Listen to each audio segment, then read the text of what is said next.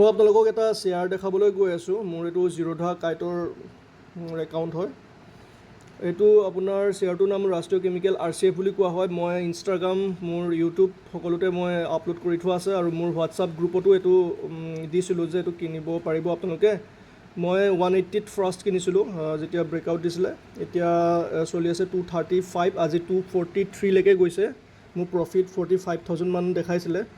14 ডেইজৰ আগত মই ইয়াত পজিশ্যন বনাইছিলোঁ। মই পিৰামিড যিটো পিৰামিডিং ষ্ট্ৰেটেজি বুলি কোৱা হয়, মই 180ত কিনিছিলোঁ ফাৰ্ষ্ট, দেন 190ত কিনিছিলোঁ, এইটো বাই কৰি গৈছিলোঁ মই, দেন 210, 400 কোৱাণ্টিটি তিনিবাৰ লৈছিলোঁ। এইটোত মোৰ এভাৰেজ হৈ আছে 200 টকা আৰু মই 1200 কোৱাণ্টিটিত লৈছিলোঁ। আৰু এতিয়া একমাহ হোৱাই নাই, 14 ডেইজ হৈছে। 14 ডেইজত মোৰ প্ৰফিট দেখাই আছে 38,000, অলপ আগলৈকে 45,000 দেখাইছিলে অলপ আগত। আৰু এইটোৰ যদি মই ক'ত আপলোড কৰিছিলোঁ যদি আপোনালোকক দেখাওঁ, আৰু ইয়াৰ এটা কথা হ'ল, এইটো এটা ৰিস্ক ফ্ৰী ষ্ট্ৰেটেজি হয়। চুইং ট্ৰেডিংটো ৰিস্ক কম থাকে আৰু আপোনাৰ টেক্স কম লাগে, যিটো টেক্স বহুত কম লাগে যিহেতু, কাৰণ ইয়াত FNO নিচিনা হয়। অপশ্যন ট্ৰেডিঙত বহুত টেক্স লাগে আৰু ৰিস্কো বহুত থাকে। আপুনি অপশ্যন ট্ৰেডিঙত ইমানখিনি পইচা যদি লগালে হয় আপোনাৰ বহুত ডাঙৰ লছ হ'লহেঁতেন, হয় বহুত ডাঙৰ প্ৰফিট হ'লহেঁতেন। কিন্তু এইটো আমাৰ চিয়'ৰ শ্বুট যিটো আমাৰ ষ্ট্ৰেটেজি হয়, চিয়'ৰ আমি য'ত লগাম তাৰপৰা প্ৰায় 100ৰ ভিতৰত 95টা ষ্টক আমাৰ আপছাইড মুভমেণ্ট লয়, মানে আমাৰ প্ৰফিট থাকে।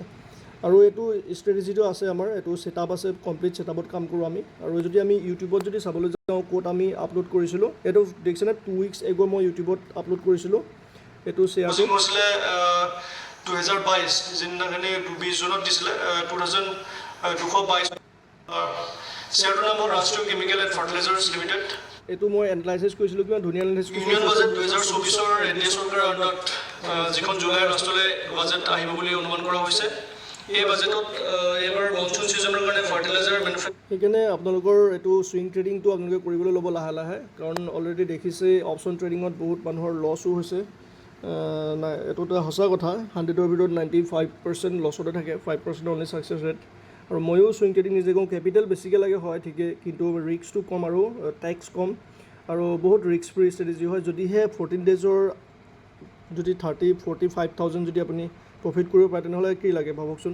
মই ইয়াত দুটা পজিশ্যন আপোনালোকক দেখাই দিছোঁ অপেনলি, দুটা পজিশ্যন বনাই থোৱা আছে মোৰ। এইটো এক মাহৰ ভিউ হয়, এটা বিৰলাছফ্ট আৰু এটা RCF। আৰু মোৰ এইটো মাহৰ 14 ডেইজৰ আগত 20 দিনো হোৱা নাই, মোৰ 74,000 প্ৰফিট হৈ আছে। আৰু মই এইটো এক্সিট কৰিম জুলাই লাষ্টলৈ।